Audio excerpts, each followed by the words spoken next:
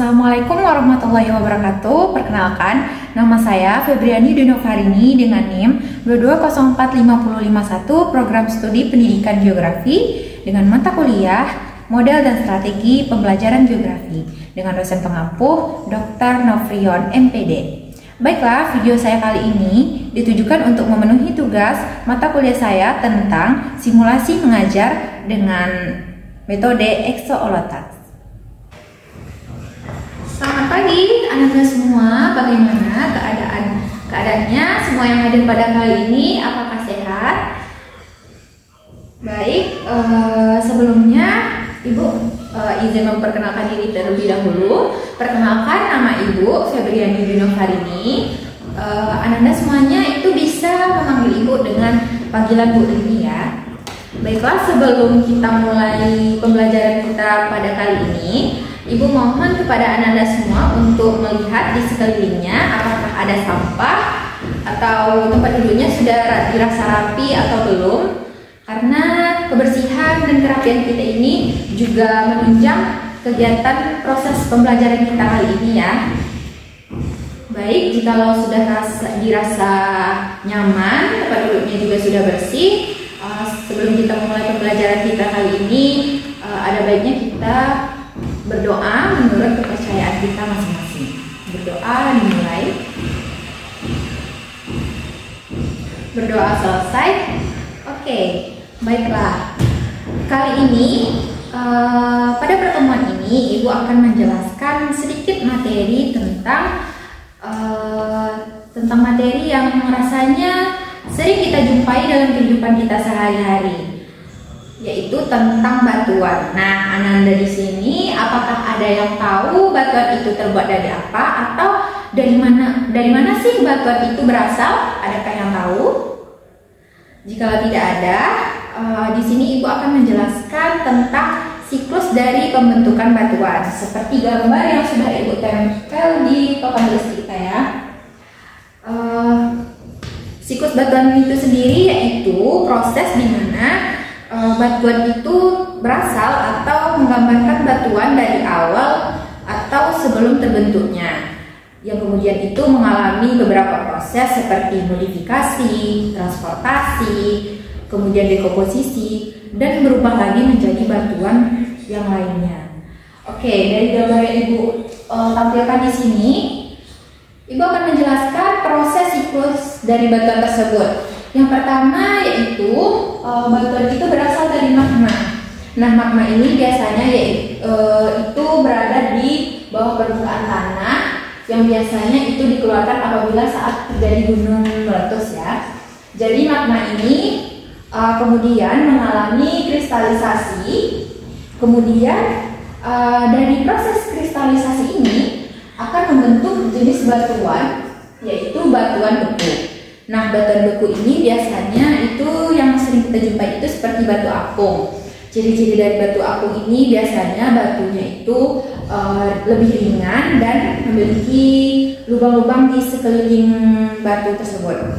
Kemudian kita lanjut ke proses pengangkatan dan pelapukan. Nah, dari proses pengangkatan dan pelapukan ini, biasanya proses ini itu dipengaruhi oleh interaksi udara, air, ataupun organisme tertentu. Nah, batu ini setelah mengalami pelapukan, kemudian akan menjadi material sedimen yang dimana proses ini disebut dengan erosi. Nah, seperti gambar ini adalah pelapukan dan erosi. Kemudian proses erosi ini itu paling banyak di sini berperan itu adalah air, karena arus air akan mengangkut material-material yakni angin ataupun wet cell. Kemudian adapun proses selanjutnya yaitu pengendapan.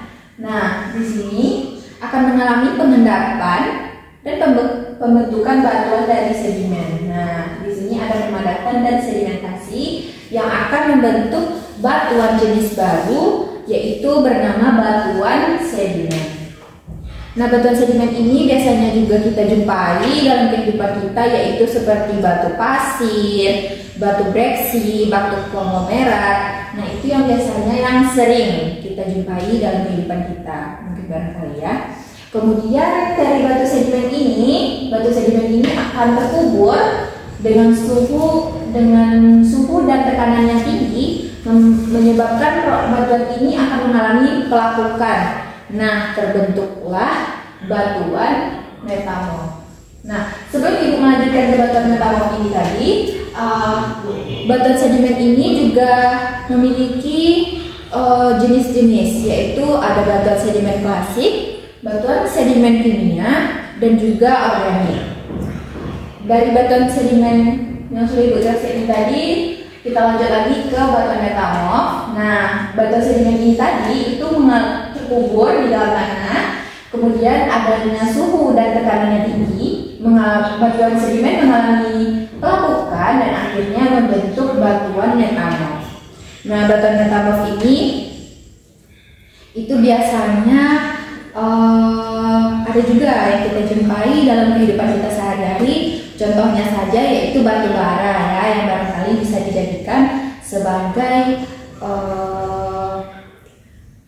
bahan bakar untuk kereta api. Kemudian juga ada batu lumpur. Setelah itu dari batu metamorf ini, nah itu akan mengalami pencairan, yang dimana batu metamorf ini akan mencair dan lama-kelamaan akan berubah lagi menjadi magma. Nah, mungkin itu materi yang Ibu bisa sampaikan. Sekiranya semoga Ananda bisa memahaminya. Baiklah, dari materi Ibu tadi ada beberapa soal yang akan Ibu berikan kepada Ananda semua untuk menguji atau memberikan tes untuk Ananda semua, apakah Ananda semua ini bisa memahami penjelasan Ibu tadi ataukah tidak. Jadi Ibu akan memberikan soal untuk perorangan terlebih dahulu. Ini bisa dijawab perorangan. Jadi Ananda diminta untuk menjawab pertanyaan Ibu kali ini individu. Jadi Ibu akan membagikan kertas ini, silahkan dijawab di kertas yang Ibu berikan ini ya.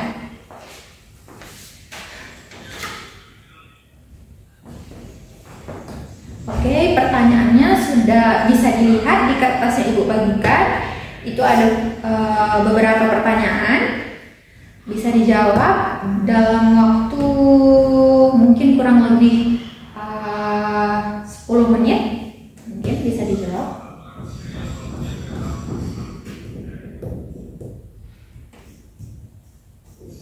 Oke, waktunya sudah habis.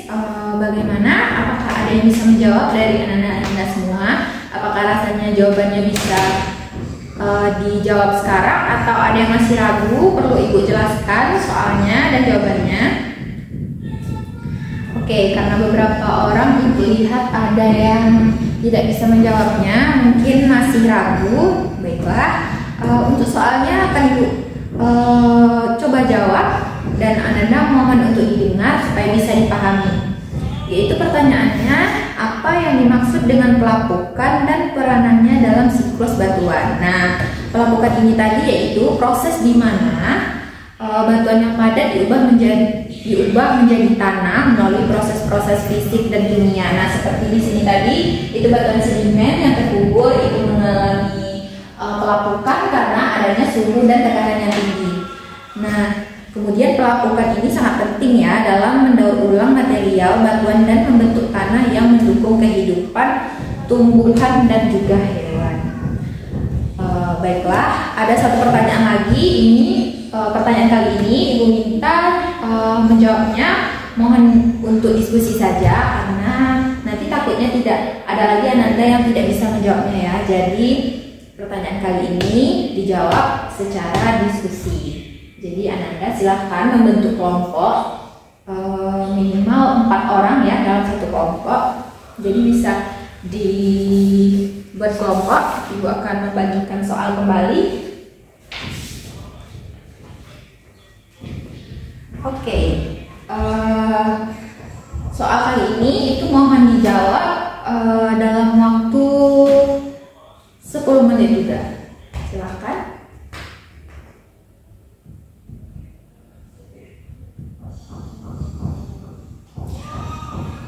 Oke, apakah ada yang bisa menjawabnya secara langsung atau ada yang masih ragu dengan pertanyaan yang Ibu berikan itu?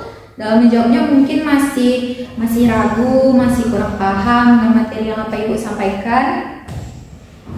Oke, bisa Ibu lihat dulu. Oke. Di sini Ibu lihat ada beberapa yang hanya bisa menjawab. Oke, Ibu akan jelaskan pertanyaan Ibu, yaitu tentang jelaskan perbedaan antara batuan sedimen klasik, kimia, dan organik. Nah, yaitu batuan sedimen itu sendiri kan itu ada pembagiannya, yaitu sedimen klasik, kimia, dan organik. Nah, batuan sedimen klasik itu terbentuk dari partikel-partikel batuan yang terangkut dan terakumulasi. Contohnya yaitu batuan pasir. Nah, sedangkan batuan sedimen kimia itu batuan yang terbentuk melalui presipitasi mineral dari larutan. Sedangkan batuan sedimen organik itu terbentuk dari bahan-bahan organik, yaitu seperti sisa-sisa hewan dan sisa-sisa tumbuhan. Contoh batuannya yaitu adalah batuan kapur. Oke, pada pertemuan kita kali ini hanya itu yang bisa Ibu sampaikan. Nah, jadi kesimpulan pembelajaran kita pada kali ini yaitu tentang siklus batuan, yaitu adalah batuan itu mengalami transformasi dari suatu tempat ke tempat berikutnya, dan dari proses-proses tersebut akan membentuk suatu sistem yang kompleks dan terus-menerus berubah dari permukaan bumi karena ada pengaruh dari cuaca, suhu, dan juga tekanan. Baiklah, hanya itu yang bisa Ibu sampaikan pada pertemuan kita kali ini. Terima kasih kepada anak-anak semua yang sudah bisa hadir ya pada pertemuan kita kali ini. Ibu ucapkan terima kasih juga kepada ketua kelas yang sudah mengamankan kelas ini.